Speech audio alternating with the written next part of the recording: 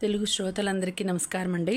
మన అలనాటి కథలు ఎవర్ గ్రీన్ స్టోరీస్ ఛానల్కి మీ అందరికీ స్వాగతం. వెన్నెల్లో మల్లిక నవల వింటున్నామండి. రచన శ్రీమతి ఎద్దనపూడి సులోచనారాణి గారు. ఇక ఆలస్యం చేయకుండా మనం కథలోకి వెళ్ళిపోదామండి. వీడియో చూసిన వెంటనే లైక్ చేసి షేర్ చేసి తప్పకుండా సబ్స్క్రైబ్ చేసుకోండి. మన ఛానల్ని బెల్ ఐకాన్ యాక్టివేట్ చేసుకోండి. విజయ్ కొద్దిసేపటికి నిద్రపోయాడు. వైజయంతి లైట్ తీయటానికి వచ్చింది. అతని గుండెల మీద ఒక పేపరు చేతులతో గట్టిగా పట్టుకొని ఉంది. వైజయంతి అది మెల్లగా తీసి చూసింది. అది ఒక రేఖాచిత్ర డ్రాయింగ్. అందులో తను ఒక పక్క, మరో పక్క విజయ్ ఉన్నాడు. ఇద్దరి మధ్య మల్లిక ఉంది. మళ్ళీ చెరో చెయ్యి తామిద్దరూ పట్టుకొని నిలబడ్డారు. శరీరం అంతా తమదే, కానీ తలలు మాత్రం చెవులు పైకెత్తిన కొందేళ్ల ముఖాలు. వైజయంతికి పకాలను నవ్వు వచ్చేసింది. నోటి మీద చెయ్యి ఉంచుకొని చిరునవ్వు ఆపుకుంది. లైట్ తీసేసింది. విజయ్ మంచి నిద్రలో ఉన్నాడు. నిద్రలో కూడా అతని ముఖం ఆందోళనగా ఉన్నట్టు, కనుబొమ్మలు దగ్గరికి ముడుచుకొని ఉన్నాయి. ఏదైనా కలకంటున్నాడేమో. వైజయంతి తలుపులు దగ్గరికి వేసి ఇవతలకు వచ్చేసింది. నెల 15 రోజులు ఇట్టే గడిచిపోయాయి. మల్లికను పంపివేయాల్సిన టైం దగ్గరకు వచ్చేస్తోంది. వైజయంతికి చాలా ఆందోళనగా ఉంది. రమ ఒక ప్రసిద్ధ దినపత్రిక పంపింది. అందులో ఆదివారం అనుబంధంలో గోపాలరావు ఇంటర్వ్యూ ఉంది. ఈ రోజుల్లో వైద్యులు రోగుల పట్ల నిర్లక్ష్యంగా ప్రవర్తిస్తున్నారని నీతులు వల్లిస్తూ కొంతమంది పేరుగల మహాశయులు ఇళ్లల్లో పేషెంట్లను ట్రీట్మెంట్ నెపంతో పెట్టుకుని వారితో సంబంధాలు పెట్టుకోవడమే కాక ముక్కుపచ్చలారని 12 సంవత్సరాల పసిపిల్లల్ని కూడా నరాల ప్రకంపన పరిశోధన అంటూ వెర్రివేషాలు వేస్తున్నారని, అలాంటి వారి విషయంలో ప్రభుత్వం జోక్యం కలుగచేసుకొని వారి లైసెన్సులు ఊడబెరికి వారి ప్రాక్టీసు నిషేధించాలని దుమ్మెత్తిపోశాడో.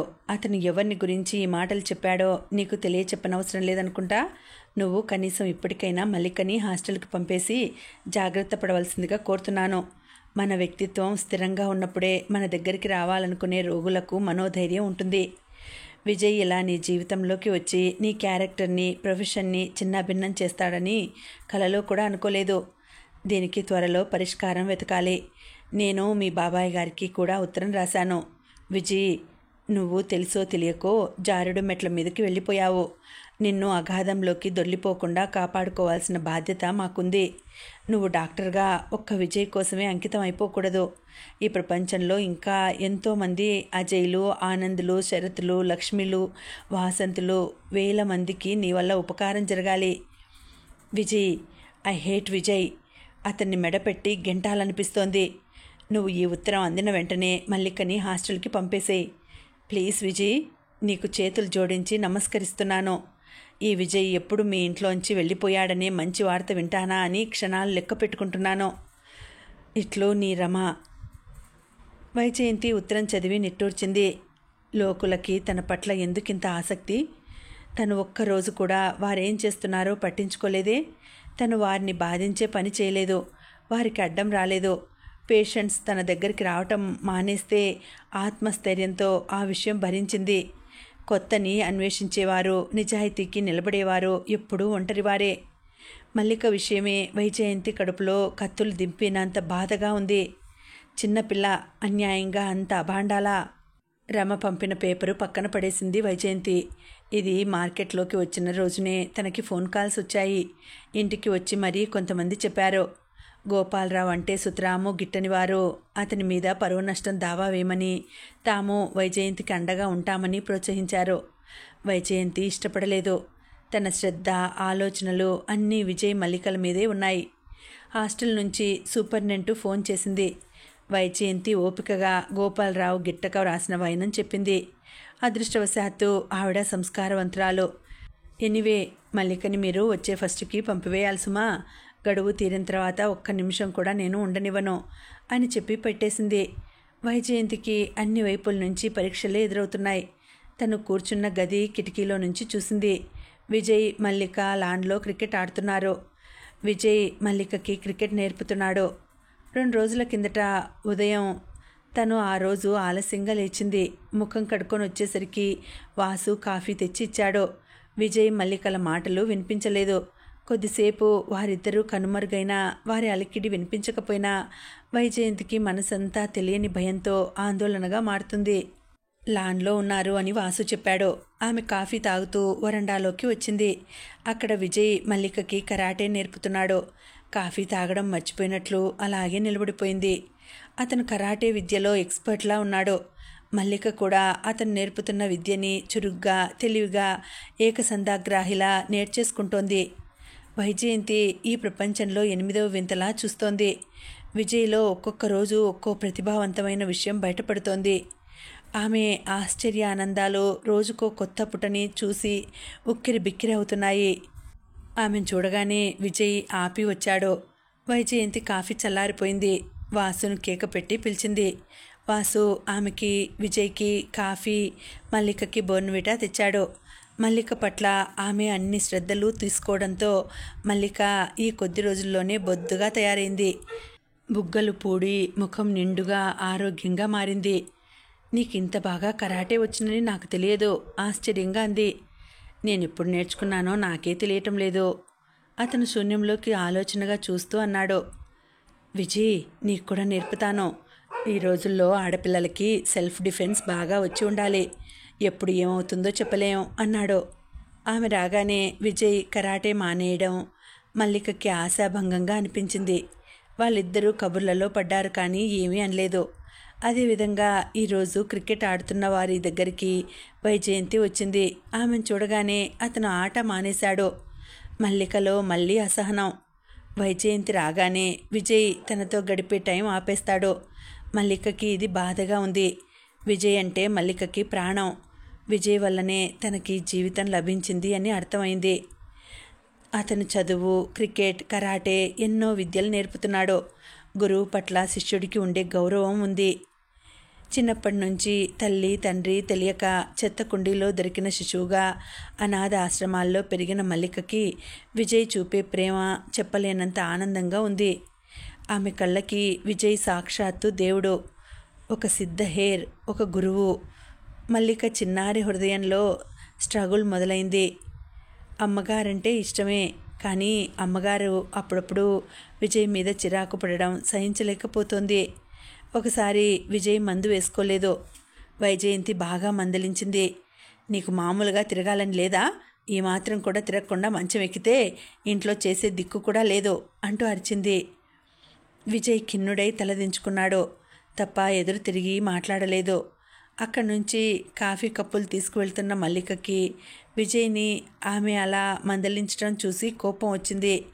కప్పు సింకు కేసు కొట్టింది. భళ్ళున శబ్దం అవగానే ఏమిటి అంటూ వైజయంతి పరుగున వచ్చింది. మల్లిక కళ్ళల్లో పశ్చాత్తాపం, భయం లేవు. ఆమె వంక రెప్ప వాల్చకుండా చూస్తోంది.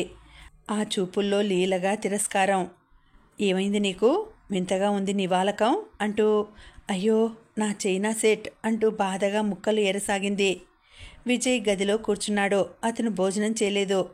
మల్లిక కూడా తినలేదు. అతను కూర్చున్న గదిలోకి వచ్చింది. అతని చెయ్యి 2 చేతులతో పట్టుకుంది. బాధ నిండిన కళ్ళతో కళ్ళ నీళ్లు తిరుగుతుండగా మనం ఈ ఇంట్లో నుంచి వెళ్ళిపోదాం అంది. విజయ్ తలెత్తి చూశాడు. ఆ పసి కళ్ళల్లో ఆవేదన, తన పట్ల శ్రద్ధ అతని బాధని హరించింది. మల్లిక తల మీద చెయ్యి వేసి ఇష్టంగా తల చెరిపినట్లు చేశాడు. తప్పు, అమ్మగారిని వదిలి మనం ఎక్కడికి వెళ్ళకూడదు. తప్పు నాదే. మందు వేసుకోకపోతే కళ్ళు తిరిగి ఒళ్ళు తూలుతుంది, పడిపోతాను, దెబ్బ తగులుతుంది. అదెంత బాధ. అమ్మగారికి నువ్వన్నా నేనన్నా చాలా ఇష్టం. నేను మందు వేసుకోకుండా బాధ పెట్టాను. నువ్వేమో ఖరీదైన కప్పు బద్దలు కొట్టి బాధ పెట్టావు. పద సారీ చెబుదాం అన్నాడు. ఇద్దరూ ఆమె గదిలోకి వచ్చారు. ఆమె రాసుకుంటోంది. పాదాల అలికిడి విని తిరిగి చూసింది. సారీ విజయ్ అన్నాడు విజయ్. మల్లికని చెప్పమని చేతి మీద తట్టాడు. సారీ అమ్మగారు అంది మల్లిక. ఆమె నవ్వేసింది. ముగ్గురు బయటకు వెళ్ళి హోటల్లో భోజనం చేశారు. పార్కులో తిరిగారు. ఇంటికి వస్తూ షాపులో మల్లికకి డ్రెస్సులు కొని తెచ్చారు. ఇంటికి రాగానే వాసు, రమమ్మ గారు ఫోన్ చేశారు. మిమ్మల్ని రాగానే ఫోన్ చేయమన్నారు. చాలా అర్జెంటట అన్నాడు. విజయ్ వెంటనే ఫోన్ చేసింది. హలో విజయ్, ఎక్కడికి వెళ్ళావు? బయట తిరగడానికి. నిజంగానేనా? Very good. నా ఉత్తరం పనిచేసిందన్నమాట. విజయ్ని ఏం చేశావు? విజయ్ని మల్లికని తీసుకునే వెళ్ళాను. ఓహో, అస్సలు నీకు బుద్ధి లేదు. ఏమిటి అర్జెంట్ అన్నావట? గుర్తు చేసింది. రష్యా నుంచి ప్రొఫెసర్ మంగళవారం వస్తున్నాడు. నిజంగానా? ఎంత గుడ్ న్యూస్ చెప్పావు. నేను కూడా సోమవారం నాటికి వచ్చేస్తాను. ఆయన ఏ విధంగా సలహా ఇస్తే ఆ రకంగా చేద్దాం. సరే, గట్టిగా అనటం లేదు నువ్వు. సరే రమా అంది. నువ్వు అన్నా అనకపోయినా నేను విజయ్ని ఆయనకు చూపించడం ఖాయం. నేనే విజయ్ని నీ మెడలో వేశాను. ఈ గుదిబండ నేనే తెంపుతాను. నువ్వు నా స్నేహం తెంపేసుకున్నా, నన్ను వెలివేసినా I don't care. Rama please అలా ఆవేశంగా మాట్లాడకు అర్థించింది. ఆ ఆవేశమా? మై గాడ్, నా గుండెల్లో ఎంత మంట దహిస్తోందో తెలుసా? నేను బుద్ధి గడ్డి తిని ఒక మనిషిని కాస్త ట్రీట్ చేద్దామని మానవత్వంతో నీకు అప్పగించాను. అతను దయ్యమై రాక్షసుడై నా ప్రాణ స్నేహితురాలి జీవితం పీక్కు తింటుంటే చూస్తూ చేతకాందాన్లా చేతులు ముడుచుకొని కూర్చోవాల్సి వచ్చింది. లోకమంతా నీ గురించి అలా అవాకులు చవాకులు వాగుతుంటే నోరెత్తలేకపోయాను. నేను బాబాయి అలా మౌనంగా సహనంగా ఎందుకున్నామో తెలుసా? నీ గురించి నువ్వు సీరియస్గా అతని గురించి కమిటెడ్గా ఉన్నావు. ఎట్టి పరిస్థితుల్లోనూ అతన్ని వదిలేటట్లు లేవు. ఇంకా ఎంతో కాలం ఇది సాగదు. రష్యన్ సర్జన్ సర్ నికోలాయ్ గారు రాగానే విజయ్ విషయం అంతా నా చేతుల్లోకి తీసుకుంటాను. ఇది జరగబోతోంది.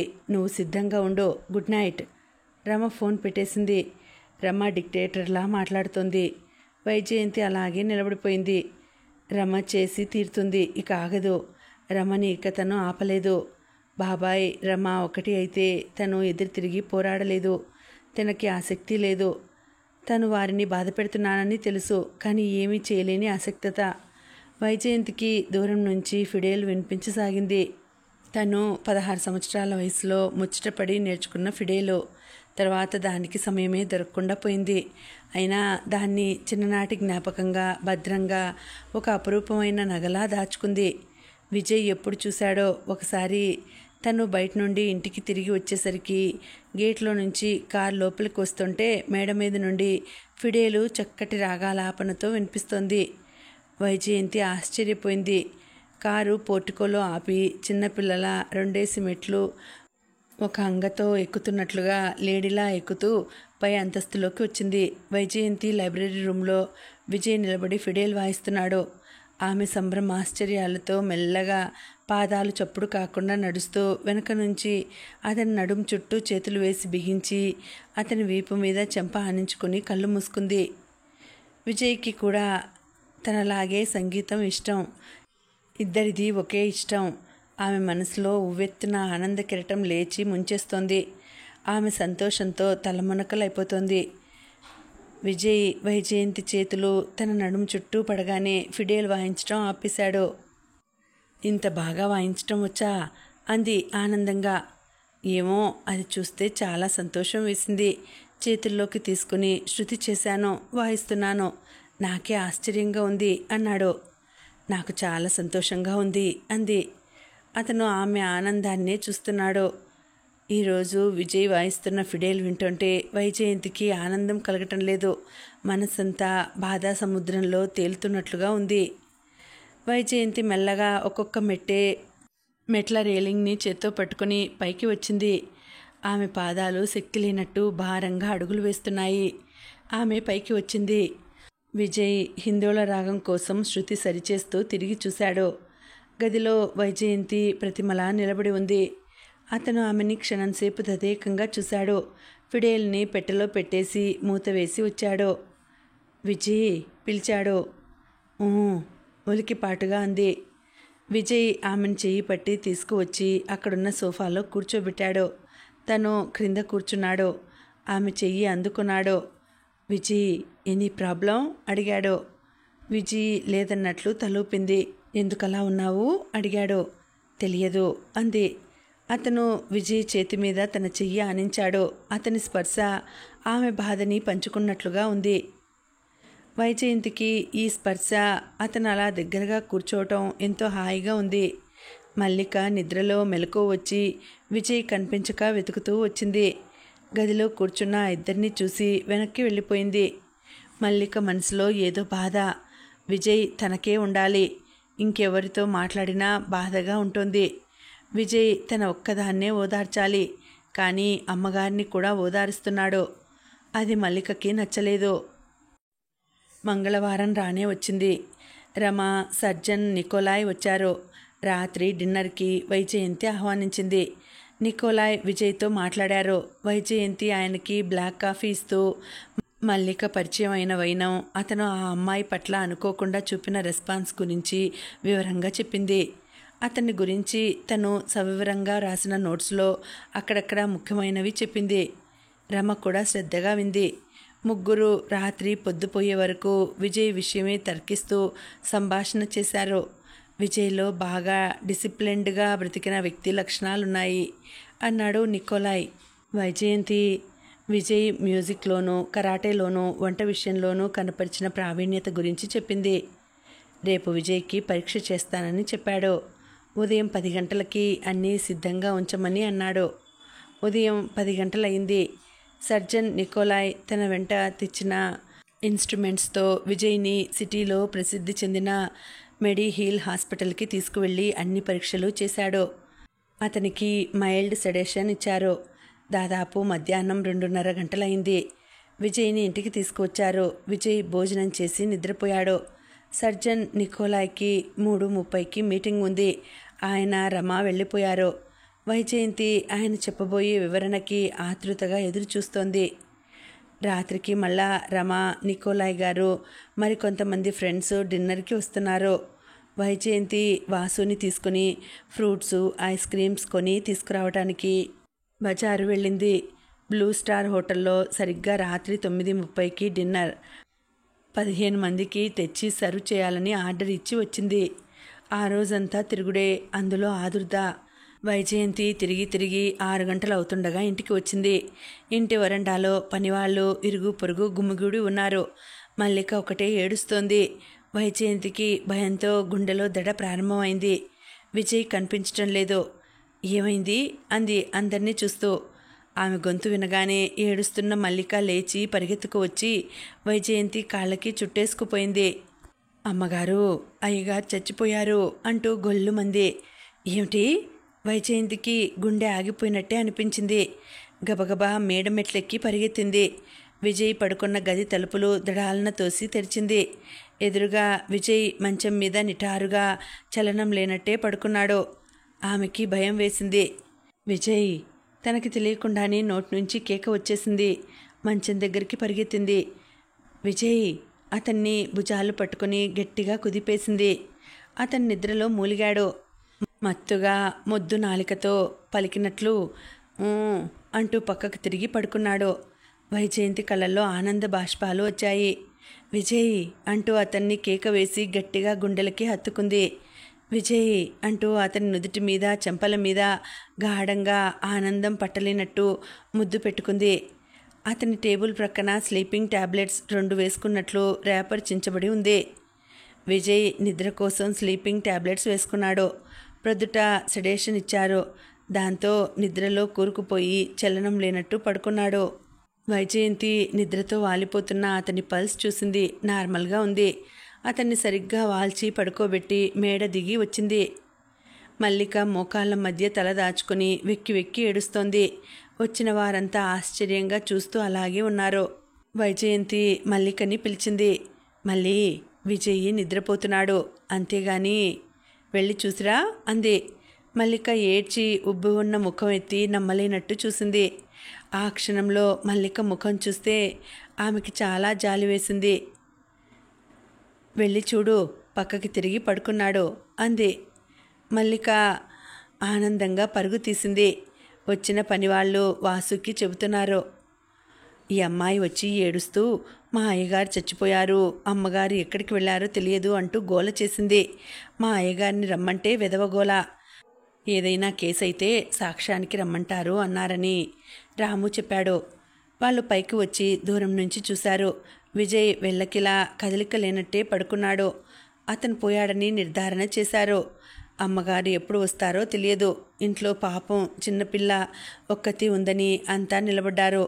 వాసు వాళ్ళందరికీ మల్లిక తెలియక పడిన పొరపాటు అని సర్ది చెప్పి విజయ్ నిద్రలో ఉన్నాడని వివరించి పంపించేశాడు. వైజయంతికి నవ్వాలో ఏడవాలో తెలియలేదు. వాసు వైజయంతి కలిసి గబగబా రాబోయే అతిథుల కోసం ఇల్లు సర్దేశారు. మల్లిక ఎప్పట్లా సాయం రాలేదు. విజయ్ గుమ్మంలో కూర్చుని ఉన్నాడు. అతని ముఖం మీదకి కిటికీలో నుంచి దోమ ఒకటి రావటానికి ప్రయత్నిస్తుంటే వెళ్ళి దాన్ని బెదిరిస్తోంది. చూస్తుండగానే టైం అయింది. అతిథులు రావటం ప్రారంభించారు. వైజయంతి, రమ వారందరినీ ఆహ్వానిస్తున్నారు. బాబాయ్, పిన్ని కూడా వచ్చారు. రమ వైజయంతిని వారిని కూడా పిలవమని పోరు పెట్టింది. వైజయంతి ఫోన్ చేసి చెప్పలేక చెబుతుంటే రమ చెప్పింది. మేము వస్తున్నాం అన్నారు వాళ్ళు. వైజయంతికి చాలా సంతోషం వేసింది. ఎన్నో రోజుల తర్వాత బాబాయ్, పిన్ని తన ఇంటికి వస్తున్నారు. వారిద్దరూ రాగానే ఏర్పాట్లు, బాధ్యత తీసేసుకున్నారు. ఎన్నో రోజుల తర్వాత జీవితం మామూలుగా అనిపించింది వైజయంతికి. శ్రద్ధగా అలంకరించిన ఇల్లు, డిన్నర్ హడావిడి, అతిథుల నవ్వులు, కబుర్లు, ముఖ్యంగా ఇంట్లో పిన్ని, బాబాయిలు నౌకర్లకి పనులు పురమాయిస్తూ కేకలు. రాత్రి 12 గంటలైంది. వచ్చిన అతిథులు వెళ్ళిపోయారు. నౌకర్లు ఇల్లు సర్దేస్తున్నారు. వైజయంతి, రమ, ఆనందరావు, నికోలాయ్ గారు బాల్కనీలో కూర్చున్నారు.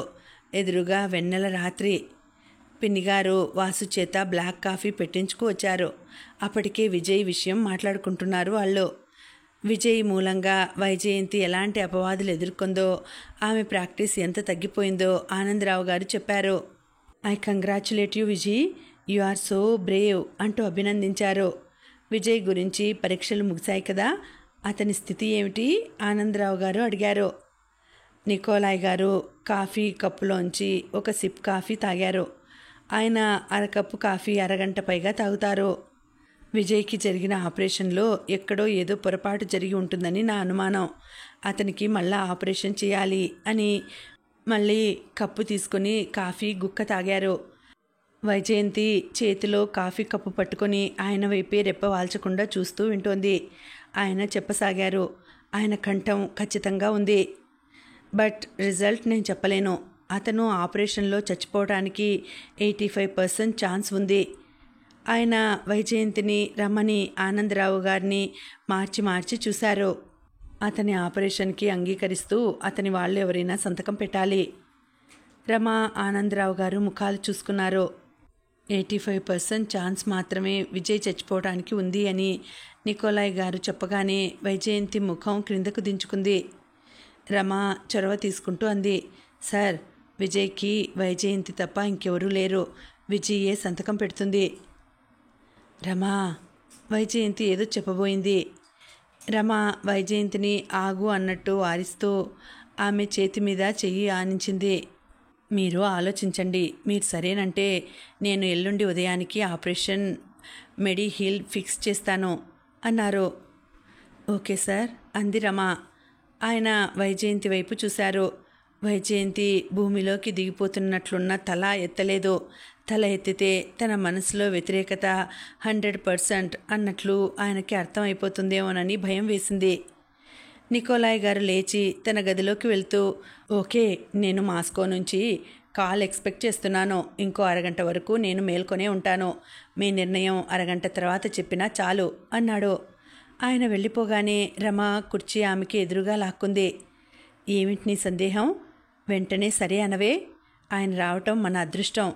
ఆయనకి ఎంత బిజీ షెడ్యూల్ ఉందో నీకు చెప్పాను కదా. కానీ రమా, ఆయన 85% రిస్క్ ఉంది అంటున్నారు.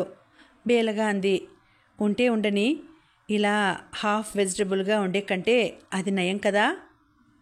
రమా, చూడమ్మా విజయ్ బ్రతకాలని మాకు మాత్రం లేదా?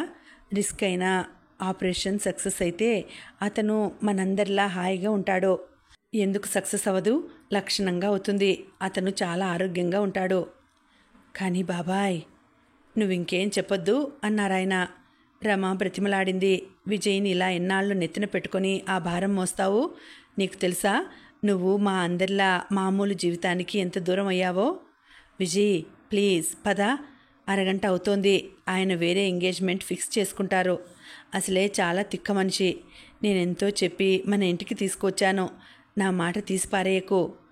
నీ మంచి, విజయ్ మంచి ఆలోచించి చెబుతున్నాను లే. నా అభిప్రాయం కూడా అదేనమ్మా అన్నాడు ఆనందరావు గారు. విజయ్, మేం కావాలి అనుకుంటే నువ్వు కాదని అనవద్దు, పినతల్లి అనేసింది. రమ టైం చూసుకుంది. వైజయంతిని చెయ్యి పట్టి కుర్చీలో నుంచి లాగి లేవదీసింది. రా అంటూ లాక్కు వెళ్ళింది. ఇదిగో, నువ్వు కాదంటే ఇప్పుడే ఈ క్షణమే మేం వెళ్ళిపోతాం. జన్మలో నీ ముఖం చూడను అంది. రమ ఏదైనా అంటే అక్షరాలా చేస్తుంది. వైజయంతి, రమ నికోలాయ్ గారి గదిలోకి వచ్చారు. ఆయన ఫోన్లో మాట్లాడటం ముగించినట్లు అప్పుడే ఫోన్ పెట్టేస్తున్నారు. విజయ్ ఒప్పుకుంది సార్ అంది రమ. ఆయన విజయ్ వైపు చూశారు. ఆయన చూపులు ప్రశ్నార్థకంగా ఉన్నాయి. ఆమె శరీరంలో శక్తి అంతా కూడగట్టుకుని ఎస్ సార్ అంది. Okay, I will talk with Mediheal people, wish you all the best అన్నారాయన. ఆమె కళ్ళల్లో భయాందోళనలు ఆయనకి అర్థమైనాయి. థ్యాంక్ యూ సార్, రమ సంతోషంగా అంది. వైజయంతి వెన్ను మీద తట్టింది. Thank you sir. వైజయంతి కంఠం ఎక్కడి నుంచో మాట్లాడుతున్నట్లుగా ఉంది. ఆపరేషన్ సక్సెస్ అయిన తర్వాత ఆ మాట చెప్పాలి అన్నారాయన. మర్నాడు ఉదయం 9 గంటలకే రమ, నికోలాయ్ గారు బ్రేక్ఫాస్ట్ చేసి మీటింగ్కి వెళ్ళిపోయారు. విజయ్ మల్లికకి చదువు చెబుతున్నాడు. వరమ్మ ఊరి నుంచి వచ్చేసింది. వైజయంతి చేతులు పట్టేసుకుని, ఆ రోజు బాబాయ్ గారే నన్ను అలా వెళ్ళిపోమ్మని అన్నారమ్మా. ఉత్తరం కూడా ఆయన చెప్పినట్టే రాశాను. మిమ్మల్ని బాధ పెట్టానని తెలుసు. పెద్ద ఆయన మాటకి ఎదురు చెప్పేంత ధైర్యం లేకపోయింది అంది. ఆమె ఎవరిని కోపగించుకునే స్థితిలో లేదు ఇప్పుడు. ఆమె మనసుగా లేదు. ఏదో తెలియని శీతలత్వం మెల్లగా పాకి వచ్చి ఆక్రమించుకోవటానికి, స్పర్శ జ్ఞానం హరించటానికి, దానిని జయించి మామూలుగా ఉండటానికి తీవ్రమైన ఘర్షణ జరుగుతోంది. మధ్య మధ్యలో రమ ఫోన్స్. రమ ఇంటికి వచ్చి డ్రెస్ చేంజ్ చేసుకుని వెళ్ళింది. ఒకరిద్దరు రమ కొలీగ్స్ కూడా వచ్చారు. మధ్యాహ్నం అంతా ఇట్టే గడిచిపోయింది. రాత్రి డిన్నర్కి వేరే చోటుకి వెళ్ళడం వల్ల రమ, నికోలాయ్ గారు ఇంటికి రాలేదు. వరమ్మ వంట చేసి టేబుల్ సర్ది ఒళ్ళు నొప్పులతో ప్రయాణం వల్ల బడలికగా ఉందని వెళ్ళి పడుకుంది. విజయ్తో సాయంత్రం క్రికెట్ ఆడి అలసిపోయిన మల్లిక త్వరగా నిద్రపోయింది. భోజనానికి విజయ్, వైజయంతి కూర్చున్నారు. వైజయంతి వడ్డిస్తుంటే కళ్ళల్లో సన్నగా నీటి పొర కమ్ముకుంది. రేపు విజయ్, తను ఇద్దరికీ శాశ్వతమైన దూరమా? అతని సమస్యకి పరిష్కారం ఎలా ఉంటుంది? ఆపరేషన్ అయిన తర్వాత అతను ఎలా ఉంటాడు? ఏమిటి విజయ్ అంత పరధ్యాస? అన్నంలో నీళ్లు పోసుకుంటున్నావు అన్నాడు విజయ్. అతని చెయ్యి వైజయంతి చేతిని గట్టిగా పట్టుకొని నీళ్ల గ్లాసు వంపేయకుండా ఆపేసింది. ఆమె ఉలికిపాటుగా ఈ లోకంలోకి వచ్చింది. ఆమె నిట్టూర్చింది. తన చేతిని గట్టిగా పట్టుకున్న విజయ్ చేతిని చూసింది. ఆ స్పర్శ, ఆ వారించటం, ఈరోజు అతనితో గడిపిన ప్రతి క్షణం మనసులో చిరముద్ర వేయాలని తప్పిస్తున్నట్లుగా ఉంది. అతని ప్రతి మాట శ్రద్ధగా వింటోంది. అతను ఆమె ముఖం చూసి పకాలున నవ్వాడు. ఏమిటి విజయ్ ఆ చూపులు? ఏదో మంత్రం వేస్తే మెస్మరైజ్ అయిపోయిన రాజకుమార్తెలా చేతివేళ్లు ఆమె కళ్ళ ముందు ఆడించి నవ్వాడు. వైజయంతి తెప్పరిల్లినట్టు ఈ లోకంలోకి వచ్చింది. అతను ప్లేట్లోని సలాడ్ తీసుకుని వేసుకోబోతున్నాడు. ఆమె అతన్ని ఆగమన్నట్లు వారించింది. అతను అలా ఎందుకు వద్దందా అని ప్రశ్నార్థకంగా చూస్తున్నాడు. వైజయంతి సలాడ్లోకి చక్రాలుగా తరిగి కీరదోసకాయ ముక్క, టమాటా ముక్క జంటగా పట్టుకొని అతని నోటికి అందించింది. అతను వెనక్కి తగ్గాడు. ఇదేమిటి? అతని కళ్ళల్లో ప్రశ్న. ఆమె మౌనంగా అతని నోటికి అందించింది. అతను తిన్నాడు. తనే అతనికి సాంబారు వడ్డించింది. తనే అన్నం కలిపింది. అతను అర్థం కానట్టు చూస్తుంటే గబాలన వెళ్ళి అతని తలని దగ్గరకు తీసుకుని గుండెలకి హత్తుకోవాలన్న బలీయమైన కోరికని బలవంతంగా నిగ్రహించుకుంది. తనకి బాధ అనిపిస్తుంది అని తెలుసు, కానీ ఇంత బాధ అనిపిస్తుందని తెలియదు. ఆమె కళ్ళల్లో నీళ్లు రాకుండా నిగ్రహించుకోవటం చాలా కష్టంగా ఉంది. ఆమె భోజనం మధ్యలో లేచింది. వెళ్ళి బేసిన్లో చెయ్యి కడిగేసుకుని నాప్కిన్తో చెయ్యి తుడుచుకుంటుంటే ఎదురుగా వాష్ బేసిన్ పైన అద్దంలో విజయ్ కనిపించాడు. అతని ముఖం సీరియస్గా ఉంది. విజయ్, ఏమైంది? భోజనం చేయలేదు ఎందుకు? అడిగాడు. అతను తగ్గు స్వరంతో తన పట్ల శ్రద్ధతో అడిగిన ఆ తీరుకి ఆమెకి కళ్ళల్లో నీళ్లు ఆగలేదు. వాటి మీద తన కంట్రోల్ లేనట్టే బొటబొటా వచ్చేస్తున్నాయి. తల దించేసుకుంది. విజయ్ అతను పిలుస్తున్నాడు. బాగానే మాట కంఠంలో నుంచి పెగిలి రాలేదు. చప్పన నీళ్లు తుడుచుకుంటూ అతన్ని తోసుకుంటూ అక్కడి నుంచి వేగంగా వెళ్ళిపోయింది. తన గదిలోకి వచ్చి తలుపులు మూసేసుకుంది. కొద్ది క్షణాల తర్వాత తలుపు మీద టక్ టక్ టక్ మని సున్నితంగా కొట్టిన శబ్దం వినిపించింది. వైజయంతి మంచం మీద కూర్చుని ఉంది. ఏడుపు ఉధృతంగా వచ్చేస్తోంది. ఇంత బాధ ఎందుకో తనకే తెలియటం లేదు. తలుపు మీద శబ్దం మళ్ళీ వినిపించింది. విననట్టే ఊరుకుంది. విజయ్ పిలిచాడు. ఆ కంఠం ఎంతో మృదువుగా ఉంది. ఈ కంఠంలో, ఆ పిలుపులో శక్తి ఏమిటో గాని వైజయంతికి వెంటనే పరిగెత్తి వెళ్ళి తలుపులు తెరిచేసి అతని గుండెల్లో తలదాచుకుని గట్టిగా ఏడ్చేయాలనిపిస్తోంది. అంతలో తన ఆలోచనలకి భయపడింది. అలాంటిది జరిగితే ఇంకేమైనా ఉందా? తనను తాను నిలువరించుకొని మామూలుగా అవటానికి చాలాసేపు పట్టింది. విజయ్ వెళ్ళిపోయినట్టున్నాడు. మళ్ళా పిలవలేదు. తలుపు తట్టలేదు. అలికిడి లేదు. చిచి, తనెంత తెలివి తక్కువగా ప్రవర్తిస్తోంది. తను చాలా మామూలుగా ఉండాలి. విజయ్లో తన ఈ ప్రవర్తన ఏదైనా ఆందోళన తెస్తే అనుకున్నదంతా తారుమారవుతుంది. వైజయంతి కళ్ళు గట్టిగా తుడిచేసుకుంది. అద్దంలో చూసుకుంది. అయినా కళ్ళు ఏడ్చినట్లు రెప్పలు వాచి ముక్కు ఎర్రబడి తెలుస్తోంది. రమ వస్తే ముఖం వాచేలా చివాట్లు వేస్తుంది.